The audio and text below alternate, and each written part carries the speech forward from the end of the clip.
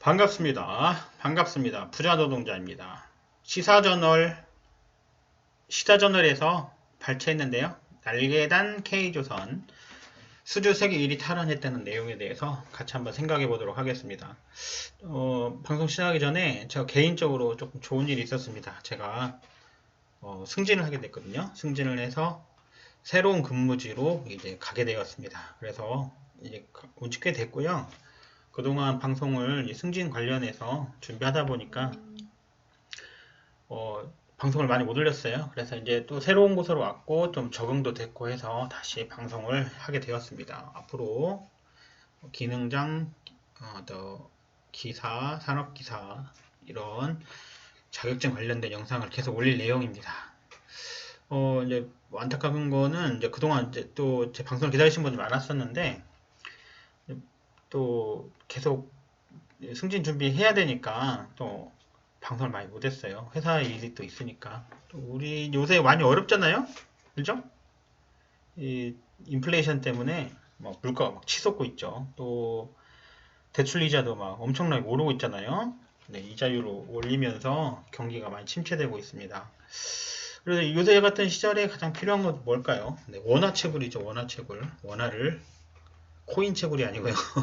원화를 자의 노동을 투자해서 원화를 채굴해서 노후 준비를 해야 되겠죠. 그래서 어쨌든 회사 일도 중요하기 때문에 그동안 많이 영상을 못 올렸습니다. 여러분들의 성원이 있어서 제가 승진할 수 있었던 것 같고요. 어쨌든 모든 거 감사합니다.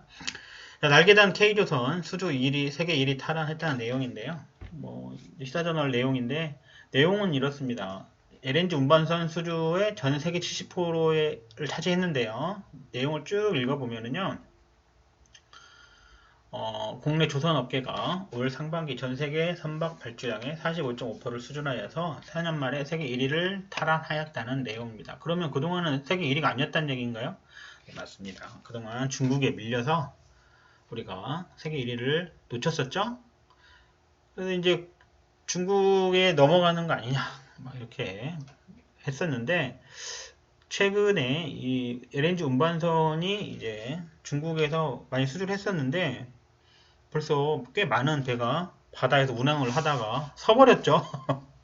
서서 폐기돼 버리는 바람에 우리나라 K조선이 다시 수주 1위를 탈환하게 되었습니다.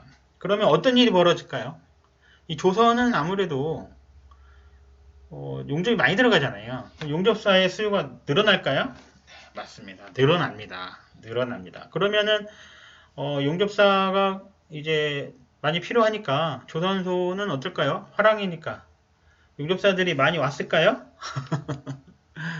네, 꼭 그렇지가 않습니다. 이 부분을 좀 말씀드리고 싶어서 그런 거예요. 이제 그동안 한 10년간 조선이 불황이었잖아요. 그래서 많은 용접사들이 이제 직영도 있고 그다음에 하청이 있거든요. 많은 중공업들 회사 가시보시면 알겠지만은 직영으로, 그러니까 직영이라는 거는 그 회사 정직원들 말하는 거죠. 비정규직도 포함시키는지는 모르겠습니다만 어쨌든 직영이라 하면 그 회사 직원들이요. 그리고 하청업체는 그 회사 밑에서 일하는 하청업체, 물건을 만들어 납품하는 곳이죠. 근데 대부분 다 그런 건 아닙니다만 많은 중공업 회사들이 가보면은 자체 용접사는 그렇게 많지 않아요. 많이 이렇게 보유하고 있지 않거든요. 용접사는 많이 보유하고, 물론 없다는 게 아니에요. 자체 용접사도 많이 있습니다만 대부분의 용접을 하청업체에 의뢰해서 받는 거죠. 그런데 이제 그동안 10년간 불황이다 보니까 이 사람들이 뭐 일을 해야 되는데 일거리가 없잖아요. 그러면은 원청이나 하청 업체에서 이 용접사들을 데리고 있었을까요? 그렇지가 않죠. 아니 뭐 돈을 줄 수가 없잖아요. 우리나라는 특히나 더 이 노동에 대해서 상당히 천시하는 경향이 있기 때문에 그냥 언제든지 오면 교과직 뭐 용접하는 건 누구든지 그냥 오면 오겠지 이렇게 생각할 수 있다는 거죠. 꼭 그렇다는 건 아닙니다만 어쨌든 그래서 그때 많은 용접사들이 이제 현업을 떠나게 됐고요. 저만 해도 그때 용접사였는데 일자리가 막 줄진 않았는데 평소부터 준비를 하고 있었거든요. 혹시 그런 일이 벌어지면은 뭐 이렇게 다른 곳으로 가야겠다 이렇게 생각을 하고면서 그 전에도 뭐 기능사랑 몇 가지 자격증이 있었는데 자격증을 더 땄습니다. 이렇게 뭐 산업기사, 기사, 기능사, 기능장까지 모두 딸 수 있도록 해서 우리 기존에 있었던 것도 있었고요. 따기 노력했고 또 일반기기사도 가지고 있었고 그렇게 해서 이적할 수 있는 곳을 계속 이렇게 찾아보고 있는 중이었습니다. 그런데 마침 어려워지고 많은 사람들이 일자리를 잃게 되고 또 남아있는 용접사들은 점점 일당이 깎이고 시급이 줄어들면서 거의 뭐 좀 최악의 경우는 최저임금 수준으로 용접사가 떨어졌습니다. 그래서 그 전에는 용접사나 다른 일하시는 분이 협력업체나 하청이죠. 원청, 직영이나 뭐 이렇게 급여 차이가 많이 안 났는데 나중에 막 벌어지게 되는 거죠. 그래서 많은 용접사들이 그 당시에 반도체 현장, 건설 현장 있잖아요. 삼성이나 SK 하이닉스, 뭐 LG 디스플레이, 뭐 어쨌든 뭐 이런 회사들을 막 확장하고 있었기 때문에 거기 용접사들이 많이 필요했습니다. 많이 필요해서 다 그쪽으로 많이 몰려들었죠. 그런데 지금 어때요? K조선이 수주 1위를 탈환했는데 그 사람들이 돌아올까요? 네, 쉽지가 않습니다. 잘 돌아오지도 않고 또 남아있는 사람들은 어떨까요? 아 이제 그 돈 받고는 일 못해 이렇게 말하겠죠. 그래서 최근 뉴스에 많이 나왔습니다만 지금 갈등이 좀 있다는 그런 뉴스 많이 보셨죠? 네, 많이 안타깝습니다. 또 저도 이제 그때 어려워져서 회사를 이제 다른 곳으로 이직을 해야겠다 생각했는데 저 같은 경우는 이제 좀 극히 드문 케이스인데요. 공기업으로 이직을 하게 되었고 또 공기업으로 이직했을 때 많은 용접사들이 야 너 왜 용접 안 하고 돈 코딱지만큼 주는 그 공기업으로 갔냐 이렇게 말한 사람이 한 명도 없다는 거죠. 오히려 나이가 이제 있으니까 야 그것도 괜찮겠다 너 참 잘됐다 이렇게 말한 사람이 대부분이었습니다. 이제 그래서 이제 제가 이제 결론적으로 말씀드리고 싶은 거는 용접사는 어쨌든 우리나라가 이제 반도체 또 제약 또 플랫폼 이런 것들 다 잘하잖아요. 또 전기차도 잘하고요. 배터리 그 다음에 또 엔터 모두 잘합니다. 전 세계 다 잘하는데 이 조선도 세계 1위죠. 우리나라에서 세계 1위 하는 게 몇 개 안 되거든요. 조선, 반도체 중에서도 D램 반도체죠. 몇 개 안 됩니다. 어쨌든 세계의 자랑스러운 K조선인데요. 용접사가 많이 필요합니다. 이번 방송 보시는 분들이 대부분 용접을 처음 접하시는 분들이 많아요. 용접사가 되기가 정말 하늘의 별따기입니다. 가보시면 알겠지만 거기 일하시는 분들 많이 어렵습니다. 또 우리나라가 경제민주화, 그러니까 정치민주화는 완전히 이루었는데요. 정치민주화는 이렇게 이루지 못했고요. 우리 생활 속에서도 민주화가 많이 되지 않습니다. 예를 들어서 여러분 집에 가시면은 밥하고 빨래하고 청소도 같이 하시나요? 또 아니면 다 하시나요? 저는 밥하고 빨래하고 청소하고 이런 거 같이 집에서 하고 당연히 해야 된다고 생각하는데요.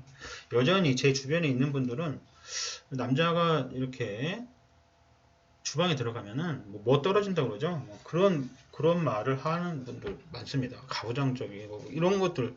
그러니까 사회는 정치는 민주화됐는데 이런 일상생활은 민주화되지 못한 거죠. 또 현장에 가시면 아시겠지만 직영과 하청, 원청과 하청, 또 하청 내에서도 기공과 조공 이렇게 갑질 문화가 아직 사라지지 않았습니다. 뭐 누가 갑질한다 이런 것보다 우리 스스로 생각해 보시면 그렇죠.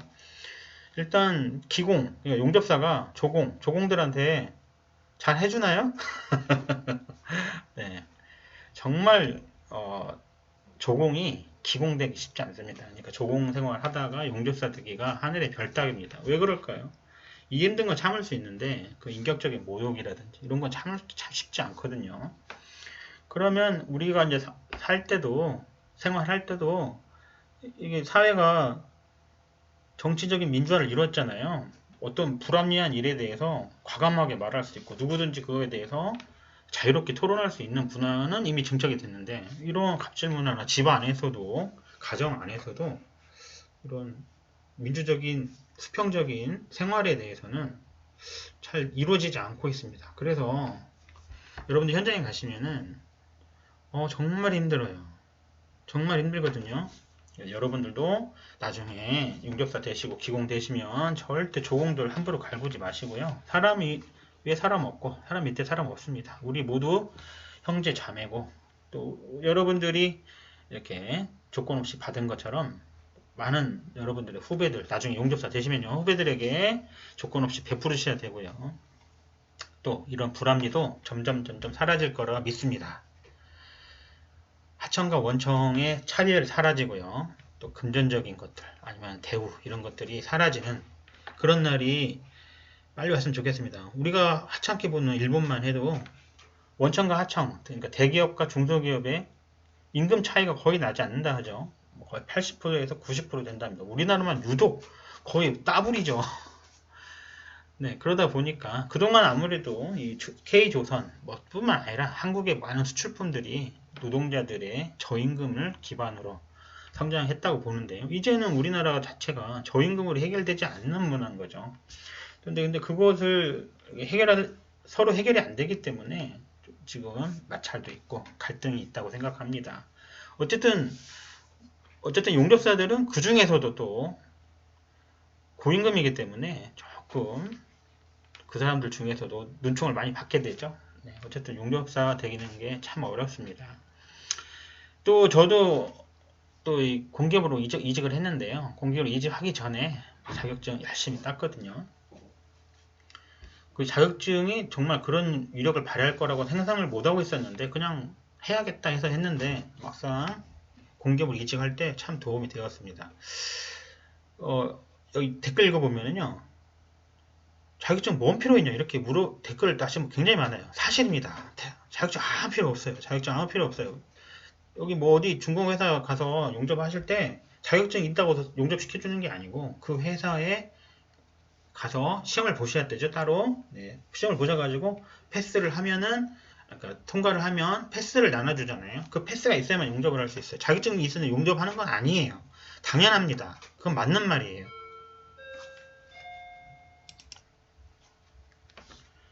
하지만 저도 이직을 할 때 자격증이 큰 도움이 되었고요.